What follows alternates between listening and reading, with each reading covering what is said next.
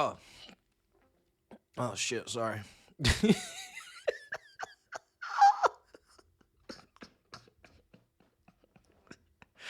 England!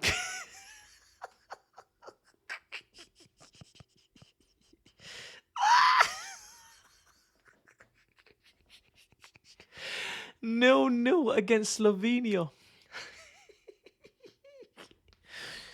They're all calling out media, calling out journo, calling out all of the analysis, all of the pundits to drop a 0-0 against Slovenia. I'm leaving the timer on.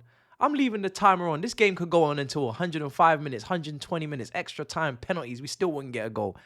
England 0, Slovenia 0. God damn. Is this our sport? Are we sure this is our sport? Are we sure we created the game that we call football? Because I'm not so sure. Watching that. I mean, I don't like to be a negative Nelly, but I also don't like to lie. And I'm not going to continue to keep peddling this bollocks. We can clearly see this is not good enough. We can clearly see the quality is not showing on the football pitch that should be showing. Now, should we have a little bit of a moment to take it in and say, okay, maybe this England team isn't the favourites, isn't the joint favourites? I'd like to definitely confirm. Yes, confirm. If this is inside, yes, confirm. Yes, I'd like to confirm a Fanta Light, please, bruv. Because they're not the tournament favourites, they're not the tournament joint favourites, right? But they're not this bad. This is just ridiculous. The first half, I was eating cake, still got some. I was doing anything and everything to try and keep myself alive and well, alive and kicking. It was one of those games that was just passing me by. And it looks like it was passing the players by as well. Now, was there a chance or two? Yes, there was, as there should be in a full game of 90 minutes. You know, a nice cross from Trippier. Kane can't quite get on the end. You know, little flash moments here and there. But on the whole, just diabolical. Just disrespectful to the people who have travelled to watch. Disrespectful for the people who have taken their time out of their days to witness and watch the England play when they could have been outside in the 25-degree heat at a local restaurant or something. You know what I'm saying? Drinking some drinky drinks. Bellingham today should have been hooked a hell of a lot earlier than he was. I don't know what was taking so long to hook Bellingham. But he just I think Southgate is struggling with player status. Because Foden playing on the left again today, not making a change there, bringing Gallagher in for Declan Rice, which nobody was excited about. When Sam Allardyce is not excited about it, you know there's a problem. Let alone Scholes, who was, nibbling on toenails. But it's wild. So I understand it. However, when Kobe Mino came on, there was an improvement in the second half. And he was starting to engineer his way through the middle. And he was starting to bring people into play. And we're playing in close quarters. And we're trying to penetrate the middle of the pitch, as we should. Not just crossing from the wide areas. Not just playing it out to Trippier and hoping for a cross. Or playing it out to, whoever's on the flank and recycling it back into the middle. Whole heap of sideways passing in the first half. Sideways. Bellingham, like I said, should have come off a lot earlier. Kane was trying to get himself a lot more involved than he was in previous games. But in the end, still flat, still lack of fluidity until Kobe Mino comes onto the pitch. And then we start to see something.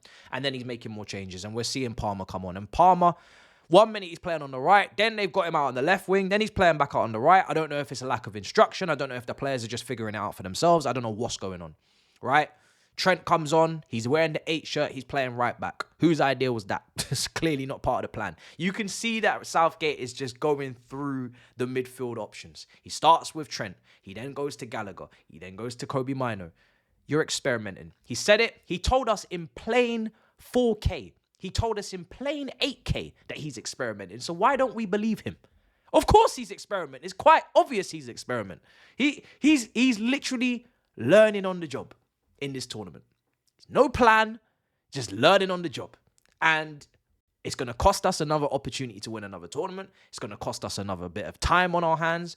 The Kyle Walkers or the Trippiers, this should be their last tournaments. Harry Kane won't be getting any younger. We are wasting precious time, ladies and gentlemen. But it's too late now. It's too late now. So don't start crying about it now. If you wanted to continue to reward this manager after other tournaments in the past that, don't get me wrong, England have, shown an upward trajectory in terms of where they've been getting to in tournaments, in terms of semi-finals and finals. However, we have been digging deeper. We have been seeing who you are playing, if you play, when you play. And we have been seeing that whenever you buck up against proper opposition, you get bruck up. So, for that reason alone, and for that reason, it was time for you to go. However, we wanted to waste more time. However, we wanted to pay him his dues. If it's almost like the OBE, MBE station is not enough. Man had a whole train station given, but it's not enough. Okay, now you give him another tournament, you waste more time, no problem. Look, this will be his last tournament. This will be my last tournament. I'm retiring after this. It's peak. I'm not looking forward to watching them again, but we will watch them again. It's an addiction. It's not a healthy one. It's not something I advise, but we will be there. I think England are playing in the Netherlands because they've topped the group. Slovenia have also qualified. They're celebrating at the end of the game. Credit to Slovenia, by the way, who did a very good job and defended very well. It's a team that England would usually absolutely destroy in the qualifying. For some reason, now in a major tournament, they're a deer in headlights, but it is what it is. And yeah, it's got to a point now where I expect this. I expect this. The Netherlands in the next round, knockouts, how we can go in with confidence. The only thing we can say is that, okay, they lost today against Austria, so if they're maybe just as bad as us, then, who knows? But we're not going into the knockouts with any momentum. We're not going in with any confidence. We're not going in thinking that we'll handle business. It's more hoping that others are just as bad as us and we can just scrape our way through. But the warning signs were there from the first game. And this is why it's always important to say what you see. See it, say it, sort it. And unfortunately, we saw it, or we see it, we said it, and we haven't sorted it. Yeah? TFL, we have not sorted it. Will we ever sort it? Not under this manager. Will we sort it? Hopefully with the next one. We'll see who's appointed. But the key here is England are not winning this shit. I can confidently say that. It's not me trying to be negative. It's just what I'm just watching the football, as you are too. And it's diabolical.